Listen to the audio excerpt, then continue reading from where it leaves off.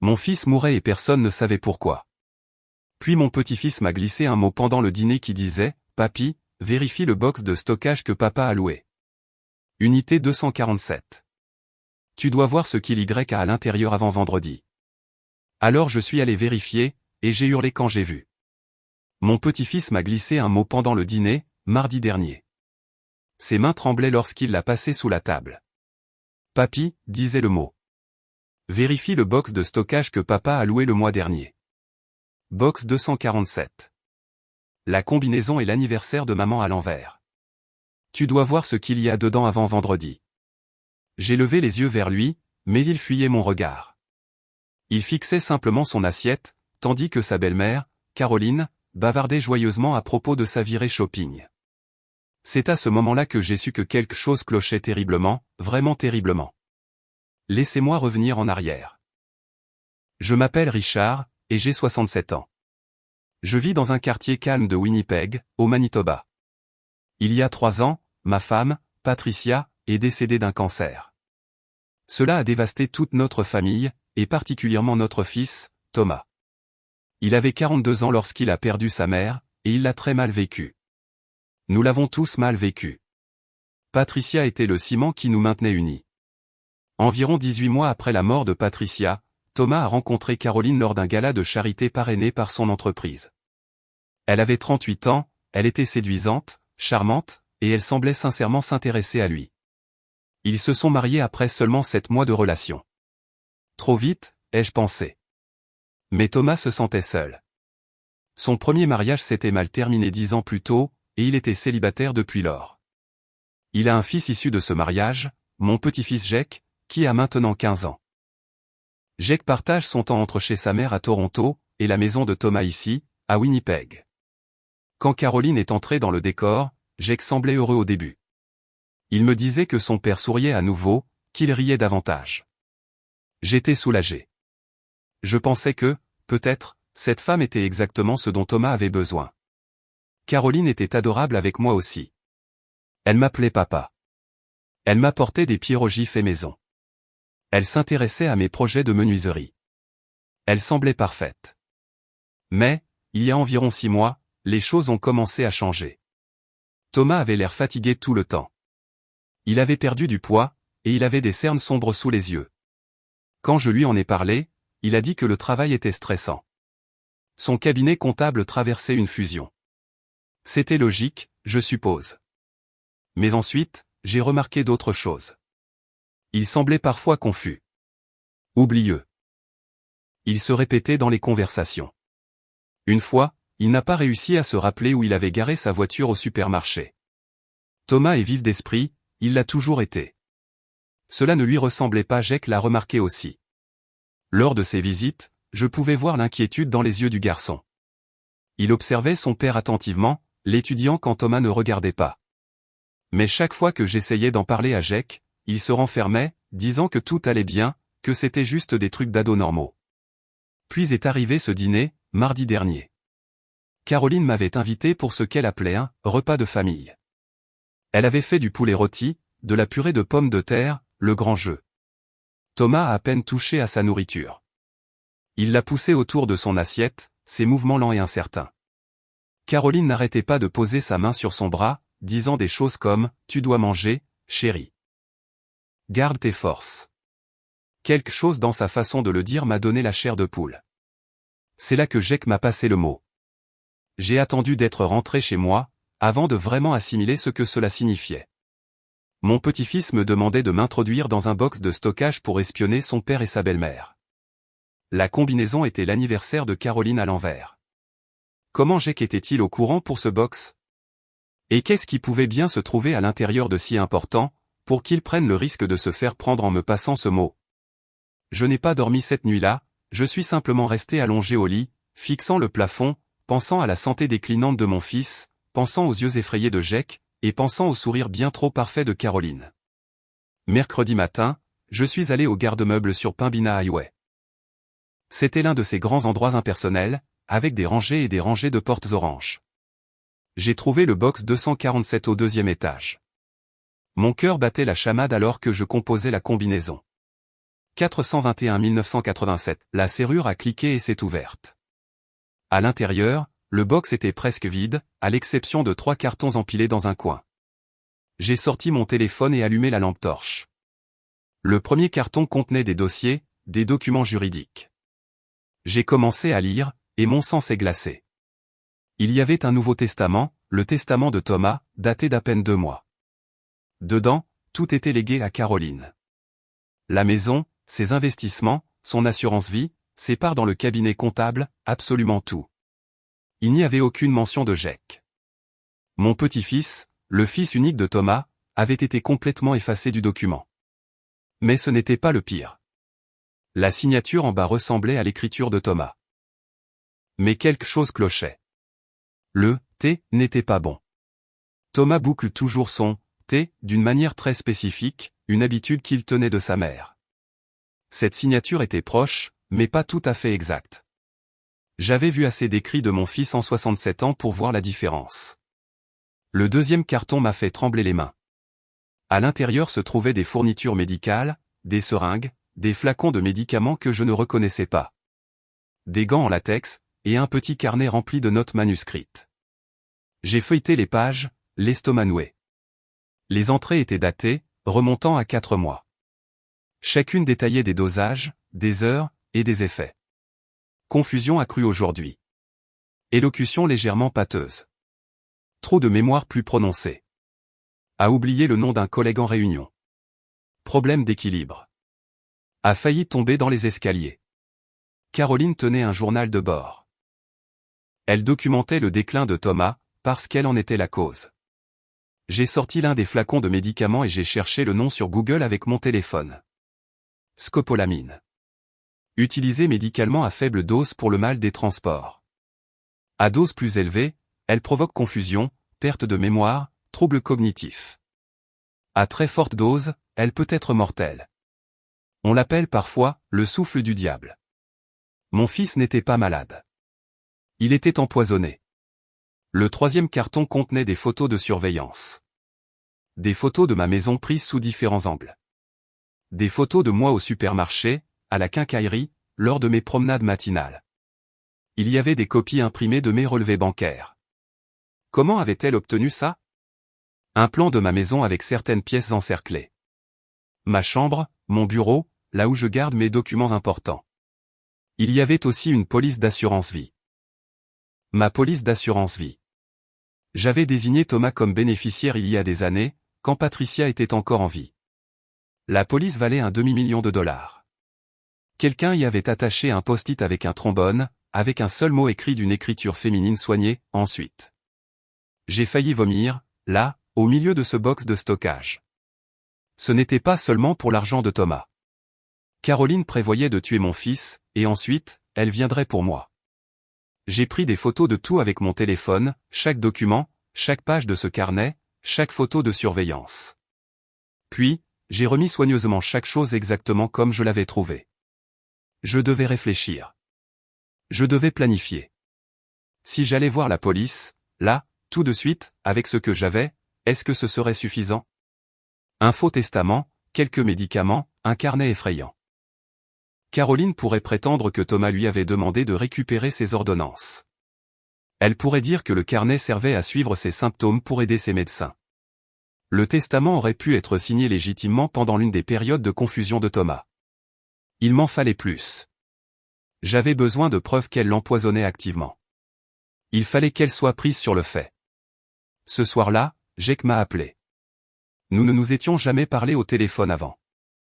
Il envoyait toujours juste des SMS. Sa voix était calme, effrayée. Tu y es allé? Oui. Tu as vu? J'ai tout vu. Jake, comment as-tu su pour ce box? Il est resté silencieux un moment. Je l'ai suivi. La semaine dernière, papa était au travail et elle a quitté la maison avec ses cartons. J'ai trouvé ça bizarre, alors j'ai pris mon vélo et j'ai suivi sa voiture. J'ai vu dans quelle box elle entrait. Puis j'ai attendu qu'elle parte, et j'ai essayé des combinaisons jusqu'à ce que l'une d'elles fonctionne. C'était dangereux, fiston. Je sais, mais papa va de plus en plus mal. Papy, il est tombé hier. Il s'est juste effondré dans la cuisine. Caroline a appelé le 911, mais le temps que l'ambulance arrive, elle avait déjà nettoyé tout ce qu'il était en train de boire. Les ambulanciers ont dit que c'était peut-être un problème cardiaque. Ils veulent faire des tests, mais je sais que c'est elle. Je l'ai vu mettre des trucs dans son café. Elle pense que je ne remarque rien, mais je le vois. Mon petit-fils de 15 ans avait compris ce qui se passait et vivait avec cette terreur, essayant de protéger son père. Mon cœur s'est brisé pour lui. Jake, je veux que tu m'écoutes très attentivement. Ne mange et ne bois rien de ce que Caroline prépare. Rien du tout. Prépare ta propre nourriture. Prends-la au restaurant. Fais ce qu'il faut. Et ne lui laisse pas savoir que tu as des soupçons. Tu peux faire ça? Ouais. Je fais ça depuis des semaines. C'est bien, mon garçon. Je vais régler ça, mais j'ai besoin de quelques jours. Peux-tu tenir bon encore quelques jours? Je pense que oui. Mais papy, le rendez-vous de papa avec le cardiologue est vendredi. J'ai entendu Caroline au téléphone parler à quelqu'un. Son frère. Je crois qu'elle a dit quelque chose comme quoi vendredi serait le moment parfait, parce que tout le monde penserait juste que c'était son cœur. Vendredi. Dans 2 jours. Quoi que Caroline prévoit, elle allait le faire bientôt. J'ai passé toute la nuit de mercredi à faire des recherches, à planifier, à réfléchir. J'ai appelé un vieil ami de la police, Bill Henderson. On se connaissait depuis 40 ans. Il avait pris sa retraite il y a 5 ans, mais il avait toujours des contacts. Je lui ai tout raconté. Il a écouté sans m'interrompre. Rich, a-t-il dit quand j'ai fini, c'est grave, mais tu as raison de dire qu'il nous en faut plus. Les juges n'aiment pas les spéculations, même les bonnes spéculations. Ils veulent des preuves concrètes. Voici ce que je pense que tu devrais faire. Il a esquissé un plan. C'était risqué. Cela allait exiger que je sois un meilleur acteur que je ne l'avais jamais été de ma vie. Mais ça pouvait marcher. Jeudi matin, j'ai appelé Caroline. J'ai pris ma meilleure voix de père inquiet. Caroline, ma chère, je m'inquiète pour Thomas. Il avait l'air si mal en point au dîner l'autre jour. Je pensais que je devrais peut-être venir m'installer avec vous deux pour quelque temps. Donner un coup de main. M'assurer qu'il mange correctement. Qu'il se repose. Il y a eu une pause. Puis sa voix, douce comme du sirop. Oh, papa. C'est si attentionné de ta part, mais honnêtement, on gère très bien. Thomas a juste besoin de repos. Le médecin dit que c'est probablement le stress du travail. Tu sais à quel point il est dévoué à ce cabinet. Je sais, mais je suis son père. Je veux aider. Et puis, tu ne devrais pas avoir à porter ce fardeau toute seule. Vraiment, papa, ça va. Thomas ne voudrait pas que tu chamboules ta vie. J'ai fait trembler un peu ma voix, comme si je devenais émotif. J'ai perdu Patricia. Je ne peux pas perdre Thomas aussi. S'il te plaît, Caroline. Laisse-moi aider. Je tourne en rond tout seul dans cette grande maison de toute façon. Une autre pause. Je pouvais presque l'entendre réfléchir, calculer. Eh bien, si ça compte autant pour toi, je suppose que ça ira, mais juste pour quelques jours, on ne veut pas abuser de ton temps. Ce n'est pas un abus du tout, ma chère. Je prépare un sac et je viens cet après-midi. Quand je suis arrivé chez Thomas et Caroline cet après-midi-là, mon fils a ouvert la porte. Il avait l'air encore plus mal que mardi. Sa peau avait une teinte grisâtre. Ses mains tremblaient quand il m'a serré dans ses bras. Papa, qu'est-ce que tu fais là? Ta femme m'a invité. J'ai pensé que je pourrais aider pendant que tu ne te sens pas bien. Caroline est apparue derrière lui, tout sourire. Entre. Entre. J'ai préparé la chambre d'amis pour toi. Ce sera si agréable de t'avoir ici. J'avais apporté un sac de vêtements, mais caché au fond, il y avait 3 petites caméras que Bill m'avait prêtées. Des choses minuscules, sans fil, activées par le mouvement. Ce soir-là, pendant que Caroline préparait le dîner et que Thomas se reposait à l'étage, je les ai placées. Une dans la cuisine, glissée derrière le porte-livre de cuisine, avec une vue dégagée sur le plan de travail et la cafetière. Une dans la salle à manger, cachée parmi les objets décoratifs sur le buffet. Une dans le couloir à l'étage, positionnée pour voir les portes des chambres. Jake savait que j'étais là, mais nous avions convenu de faire semblant de ne pas nous coordonner. Quand il est descendu pour le dîner, il m'a juste fait un signe de tête. Salut, papy. Salut, gamin. Comment va l'école? Bien. Le dîner était inconfortable. Caroline avait fait des spaghettis aux boulettes de viande. J'ai observé attentivement pendant qu'elle servait tout le monde. L'assiette de Thomas semblait provenir d'une casserole différente de la mienne et de celle de Jake. Quand Thomas ne regardait pas, je l'ai vu saupoudrer quelque chose en plus sur ses pâtes. Des épices, dirait-elle si on lui demandait. Mais je savais que non. Thomas mangeait machinalement, goûtant à peine sa nourriture. Jake picorait son repas. Je faisais la conversation, interrogeant Caroline sur sa journée, complimentant sa cuisine, jouant le beau-père reconnaissant et inconscient. Après le dîner, Thomas est monté s'allonger. Caroline a suggéré à Jake de faire ses devoirs. Une fois seule, elle m'a fait du thé. Je la surveillais comme un faucon. Elle n'a rien ajouté au mien. Elle souriait juste et bavardait sur le fait que c'était agréable d'avoir de la famille autour de soi. Thomas a tellement de chance de t'avoir, a-t-elle dit, assise en face de moi à la table de la cuisine. Ce n'est pas tous les fils qui ont un père qui se soucie autant d'eux. C'est mon garçon, fils unique. Après la mort de Patricia, c'est tout ce qu'il me reste. J'ai marqué une pause, laissant l'émotion s'infiltrer dans ma voix. Enfin, Thomas et Jake, bien sûr. Bien sûr, a répété Caroline en écho, mais quelque chose a vacillé dans son regard. Jake est un bon gamin. Intelligent, il tient de son père. Oui, c'est vrai. Elle a bu une gorgée de son thé. Tu sais, papa, je réfléchissais. Quand Thomas héritera de ton domaine un jour, loin dans le futur évidemment, as-tu vérifié que tous tes papiers sont en ordre? Je détesterais qu'il y ait de la confusion ou des complications juridiques. Ça peut être si stressant pour les familles. C'était là. Même pas subtil. Elle pensait déjà à mon argent. Oh, tout est en ordre. J'ai mis à jour mon testament l'année dernière avec mon avocate, Margaret Chen. Elle est très minutieuse. Tout va à Thomas. Et s'il lui arrive quoi que ce soit, tout va à Jake. La famille d'abord, tu sais. Le sourire de Caroline s'est crispé, de manière presque imperceptible. Très sensé. Cette nuit-là, je suis resté allongé dans la chambre d'amis avec mon ordinateur portable, regardant les flux des caméras sur le logiciel de surveillance que Bill m'avait installé. À 23h47, Caroline est sortie de la chambre. Elle portait un peignoir, se déplaçant silencieusement dans le couloir. J'ai retenu mon souffle alors qu'elle descendait les escaliers. La caméra de la cuisine la captait. Elle est allée directement vers un placard au-dessus du réfrigérateur, celui où ils rangeaient les choses qu'ils utilisaient rarement. Elle a sorti un petit flacon et une seringue. Puis, elle a préparé le café de demain, le mélange spécial de Thomas qu'il buvait tous les matins. Elle a ajouté le liquide du flacon dans le marc de café, en mesurant soigneusement. Quand elle a eu fini, elle a tout rangé et est remontée se coucher. Je l'avais. La preuve vidéo qu'elle trafiquait le café de Thomas.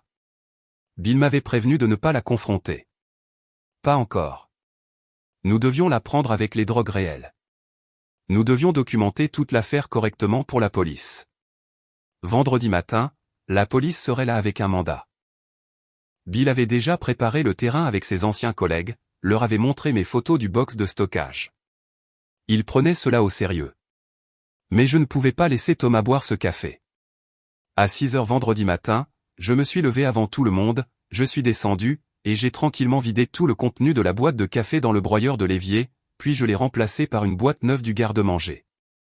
Quand Caroline est descendue à 6h30, j'étais assis à la table de la cuisine, lisant le journal comme si j'étais là depuis des heures. Bonjour, papa. Tu es levé tôt. Vieilles habitudes. Je n'ai jamais pu dormir passer 6 heures. Je lui ai souri. J'ai fait un café frais. Ce mélange que Thomas aimait était vide, alors j'en ai ouvert un nouveau. J'espère que ça va. Son visage s'est figé pendant juste une seconde. Puis le sourire est revenu. Oh, c'est très bien. Merci. Thomas est descendu à 7 heures, paraissant plus mal que jamais. Il avait vomi pendant la nuit, disait-il. Il se sentait étourdi. Caroline est immédiatement passée en mode épouse attentionnée, tâtant son front, suggérant qu'il ne travaille pas. Peut-être que tu devrais aller à l'hôpital, ai-je suggéré. Qu'il fasse ses tests. Son rendez-vous est cet après-midi, a dit Caroline rapidement. Le spécialiste peut le voir à 14 heures. On devrait juste attendre ça. Je pense vraiment qu'on devrait y aller maintenant, ai-je insisté. Thomas, tu as l'air terrible, fiston. Ça va, papa. Mais ces mots étaient pâteux. Quoi qu'elle lui ait donné, c'était déjà dans son système depuis la veille. J'ai juste besoin de repos. Jake est descendu pour le petit déjeuner, son sac à dos prêt pour l'école.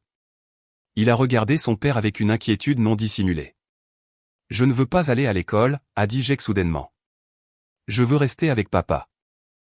Tu dois aller à l'école, a dit Caroline fermement. Ton père ira bien. Je l'emmène à son rendez-vous tout à l'heure. Je vais le conduire, ai-je proposé. Tu as l'air fatiguée, Caroline. Pourquoi ne restes-tu pas à la maison pour te reposer? Je m'assurerai que Thomas arrive à son rendez-vous.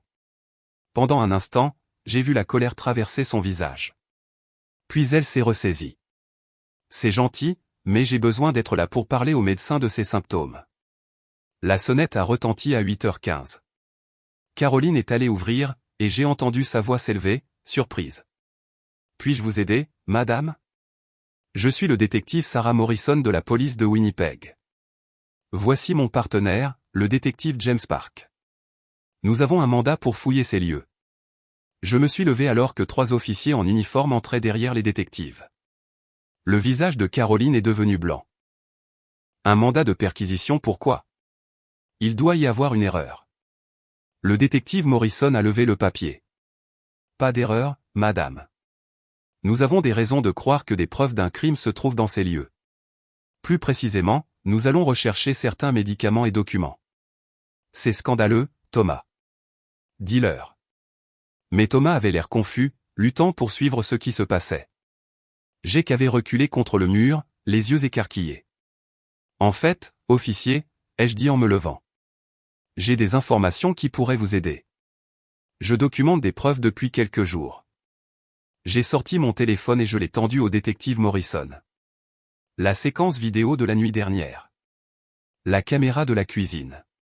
Caroline s'est retournée brusquement pour me faire face. Tu nous espionnais dans notre propre maison? Je protégeais mon fils, ce qui est plus que ce que tu as fait. Ils ont tout trouvé.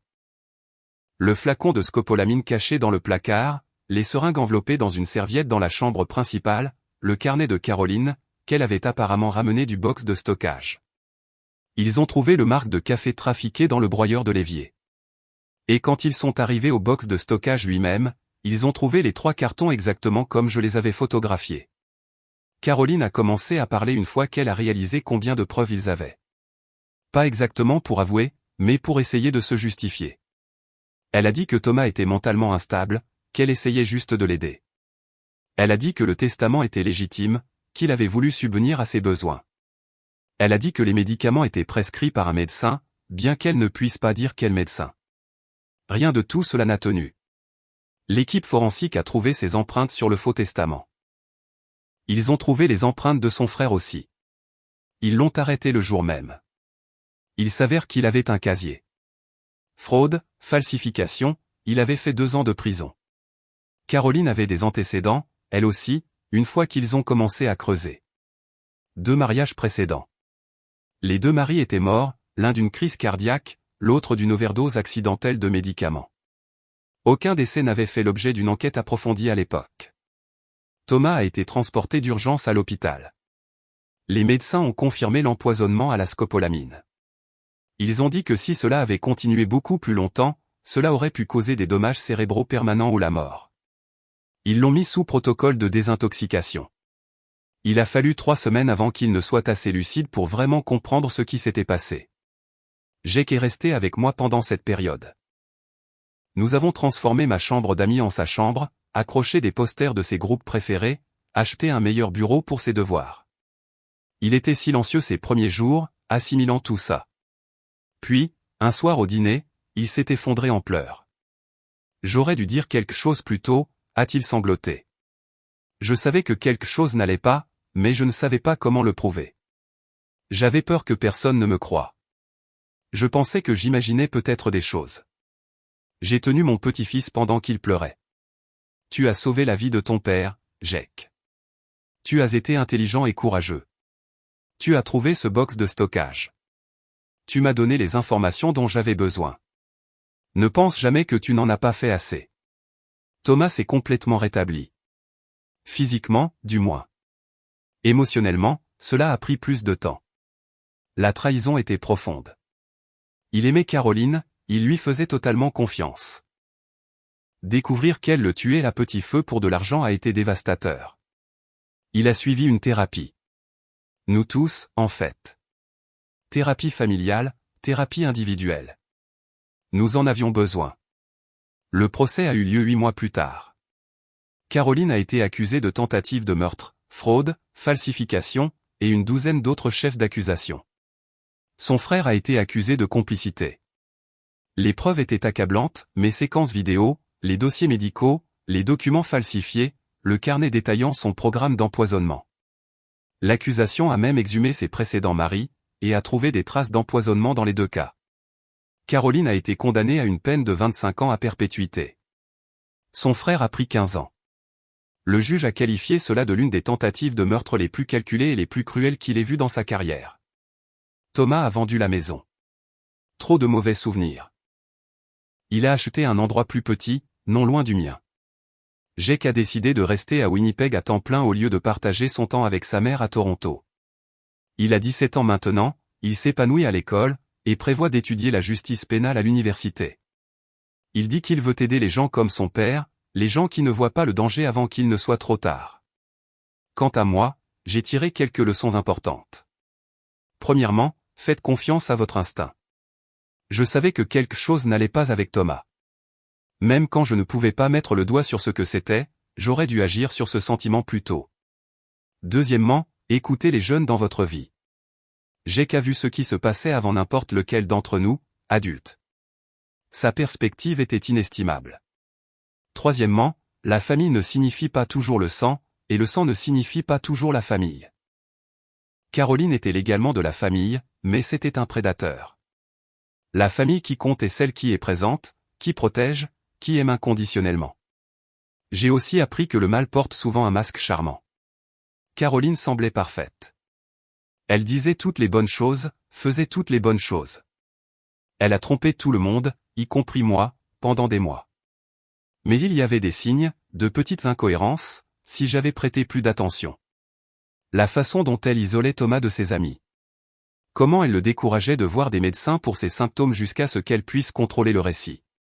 La façon dont elle me poussait à mettre à jour ma planification successorale. Avec le recul, je peux voir la manipulation. Mais sur le moment, quand quelqu'un est amical, gentil, et vous appelle papa, vous avez envie de croire au meilleur. C'est sur quoi comptent les prédateurs.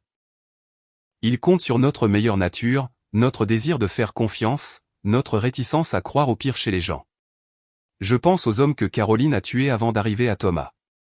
Ils avaient probablement des familles qui les regrettaient, qui les pleuraient, qui n'ont jamais su la vérité. Leurs décès ont été classés comme cause naturelle ou accident. Si Jake n'avait pas été observateur, s'il n'avait pas été assez courageux pour enquêter et ensuite me faire confiance avec ce qu'il avait trouvé, Thomas aurait été une autre victime, et ensuite j'aurais été le suivant. Et finalement, probablement Jake aussi. Caroline voulait tout, et elle était prête à tuer tous ceux qui se trouvaient sur son chemin pour l'obtenir. Maintenant, chaque fois que je raconte cette histoire, les gens me demandent ce qu'ils devraient surveiller.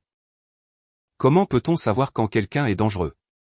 La vérité est qu'on ne peut pas toujours le savoir, mais il y a des signaux d'alarme. Aller trop vite dans les relations, isoler son partenaire de ses amis et de sa famille, montrer un intérêt excessif pour les finances et l'héritage, des incohérences dans leur passé ou leurs histoires, être charmant en public mais différent en privé. Le plus important, faites attention quand quelqu'un de vulnérable, comme un enfant, essaie de vous dire que quelque chose ne va pas. Jake a essayé de me le dire à sa manière. Il ne pouvait pas venir directement et dire « Ma belle-mère empoisonne mon père ». Parce que c'était un enfant et que cela semblait fou, même dans sa propre tête. Mais il a trouvé un moyen de me pointer dans la bonne direction. Les enfants voient souvent ce que les adultes manquent parce qu'ils ne sont pas aussi investis dans le maintien des convenances sociales. Ils appellent un chat un chat. Ces jours-ci, Thomas, Jake et moi dînons ensemble tous les dimanches. Nous cuisinons ensemble, partageons des histoires, rions des bons souvenirs avec Patricia. Nous avons reconstruit notre famille plus forte qu'avant parce que nous avons survécu à quelque chose de terrible ensemble. Nous savons ce que nous avons failli perdre. Nous ne nous prenons plus pour acquis. Jake termine le lycée l'année prochaine. Thomas fréquente à nouveau quelqu'un, bien qu'il y aille très doucement. Je continue à travailler sur mes projets de menuiserie dans le garage. La vie est ordinaire, calme, normale. Et après tout ce que nous avons traversé, l'ordinaire ressemble à une bénédiction. J'ai 68 ans maintenant. Certaines personnes pourraient penser que je suis trop vieux pour avoir joué au détective, pour avoir installé des caméras, rassemblé des preuves et aidé à attraper un tueur. Mais l'âge ne vous rend pas impuissant. Il vous rend expérimenté. J'ai vécu assez longtemps pour savoir quand quelque chose ne sent pas bon. Assez longtemps pour faire confiance à cet instinct. Assez longtemps pour savoir que parfois, les gens qui ont le plus besoin de protection ne demanderont pas directement de l'aide. Vous devez être attentif. Vous devez être prêt à agir. Si Patricia était là, elle dirait « J'ai fait la bonne chose ». Elle serait fière de Jake pour son courage. Elle serait reconnaissante que Thomas ait survécu. Elle me donnerait probablement aussi du fil à retordre pour avoir pris des risques à mon âge, pour m'être mis en danger potentiel. Mais elle comprendrait pourquoi je l'ai fait, parce que la famille est tout. Et on protège ce qu'on aime, peu importe le prix. Le jour où Caroline a été condamnée, Jake m'a demandé si j'étais content que ce soit fini. Je lui ai dit la vérité. Je suis content qu'elle ne puisse blesser personne d'autre. Je suis content que Thomas soit en sécurité. Je suis content que nous soyons tous encore là, encore ensemble, mais je ne serai jamais content que tout cela soit arrivé. J'aurais aimé que Thomas ne rencontre jamais Caroline. J'aurais aimé que Jake n'ait jamais eu à porter le fardeau du soupçon et de la peur. J'aurais aimé ne jamais avoir à voir mon fils se détériorer, ne jamais avoir eu à fouiller ce box de stockage et découvrir les profondeurs de la cruauté de quelqu'un. Mais nous ne choisissons pas ce qui nous arrive. Nous choisissons seulement comment nous réagissons. Et je choisis d'être reconnaissant. Reconnaissant que Jake ait été observateur et courageux. Reconnaissant d'avoir eu confiance en lui. Reconnaissant que la police nous ait pris au sérieux. Reconnaissant que Thomas ait survécu. Reconnaissant pour chaque dîner du dimanche ordinaire, chaque conversation normale, chaque moment de paix.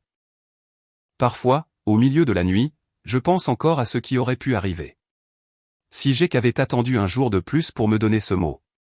Si j'avais rejeté ses inquiétudes. Si la police n'avait pas voulu enquêter. À quel point nous sommes passés près de tout perdre. Cela me tient éveillé parfois, le poids de ces « et si ».